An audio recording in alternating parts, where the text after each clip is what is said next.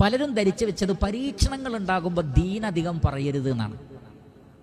അവരുടെ ഒരു തിയറിയാണത്. ആ തിയറി പറയുന്ന ധാരാളം ആളുകളെ കാണാൻ കഴിയും. അവിടങ്ങളിൽ പീഡനം, ഇവിടങ്ങളിൽ പീഡനം, അവിടെ യുദ്ധം, ഇവിടെ യുദ്ധം. അപ്പോഴാണോ ഈ തൗഹീദ് പറയുന്നത്? ചില ആളുകൾ ചോദിക്കണം. അപ്പോഴാണോ അള്ളാഹുവിനെ മാത്രമേ വിളിച്ചു പ്രാർത്ഥിക്കാൻ പാടുള്ളൂ എന്ന് പറയുന്നത്? അപ്പോഴാണോ ഖബർ കെട്ടിപ്പൊന്തിക്കരുത് എന്ന് പറയുന്നത്? അപ്പോഴാണോ ഇന്ന ദിക്ർ അത് ബിദ്അത്താണ് എന്ന് പറയുന്നത്? അപ്പോഴാണോ പ്രവാചകന്റെ ജന്മദിനാഘോഷം ബിദ്അത്താണ് എന്ന് പറയുന്നത്? ഇവിടെ എന്തൊക്കെ പ്രശ്നങ്ങൾ മുസ്ലിങ്ങൾക്കുണ്ട്. ആ സമയത്ത് നബിയുടെ ചര്യയും അതുപോലുള്ള കാര്യങ്ങളും പറയുകയാണോ? അള്ളാഹുവിനെ ആദ്യം അനുസരിക്കൂ, എന്നിട്ട് റബ്ബിന്റെ സഹായം നേടിയെടുക്കൂ.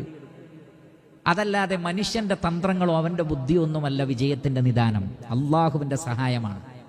അത് കിട്ടണമെങ്കിൽ, പാദങ്ങളെ അള്ളാഹു ഉറപ്പിച്ച് നിർത്തണമെങ്കിൽ റബ്ബിനെ അനുസരിക്കാൻ തയ്യാറുണ്ടോ എന്നുള്ളത് വളരെ പ്രധാനപ്പെട്ട ഒരു കാര്യമാണ്. അതുകൊണ്ടാണ് ബദർ യുദ്ധത്തിന് ഇറങ്ങി പുറപ്പെട്ടപ്പോൾ നബി സല്ലല്ലാഹു അലൈഹി വസല്ലം പറഞ്ഞെന്താണ്? ഒട്ടകങ്ങളുടെ കഴുത്തുകളിൽ നിന്ന് ഖിലാദകൾ പൊട്ടിച്ചു മാറ്റണം.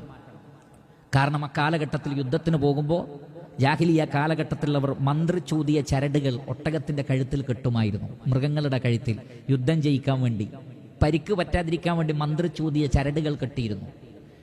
നബി സല്ലല്ലാഹു അലൈഹി വസല്ലം പറഞ്ഞു, അത്തരം ഖിലാദകൾ, ചരടുകൾ മുഴുവൻ പൊട്ടിക്കണം. അത് ശിർക്കാണ്. ശിർക്കുള്ള ഒരു സമൂഹത്തിന് അള്ളാഹുവിന്റെ സഹായം കിട്ടൂല. അത് ഒരു ചരടാണെങ്കിലും ശരി, അത് പൊട്ടിച്ചു മാറ്റണം. വളരെ വലിയ യുദ്ധത്തിന് പോവാണ്, തൽക്കാലം ആ ചരടൊക്കെ അവിടെ നിന്നോട്ടോ, എല്ലാം കഴിഞ്ഞ് വന്നിട്ട് സാവകാശം പറഞ്ഞു കൊടുക്കാന്ന അല്ല. ആ ചരട് പൊട്ടിക്കൂ, റബ്ബിന്റെ സഹായം ലഭിക്കട്ടെ. പിന്നീട് നബി സല്ലല്ലാഹു അലൈഹി വസല്ലം ശ്രദ്ധിക്കാണ്, ചില ആളുകൾ ഒട്ടകത്തിന്റെ കഴുത്തിൽ മണിനാഥം, ഒട്ടകം നടക്കുമ്പോൾ ശബ്ദമുണ്ടാകുന്നു, ജറസ്. നബി സല്ലല്ലാഹു അലൈഹി വസല്ലം പറഞ്ഞത് പൊട്ടിച്ചു വലിച്ചെറിയും.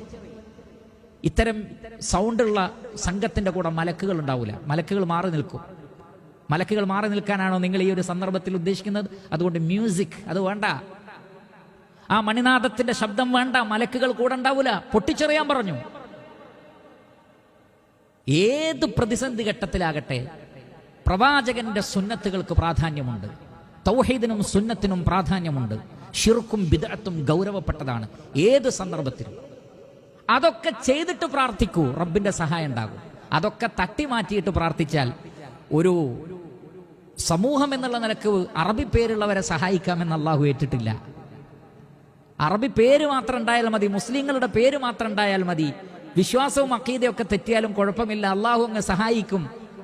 അങ്ങനെയുള്ളവനല്ല നമ്മുടെ റബ്ബ്. റബ്ബിനെ കുറിച്ച് മനസ്സിലാക്കേണ്ട രൂപത്തിൽ മനസ്സിലാക്കണം.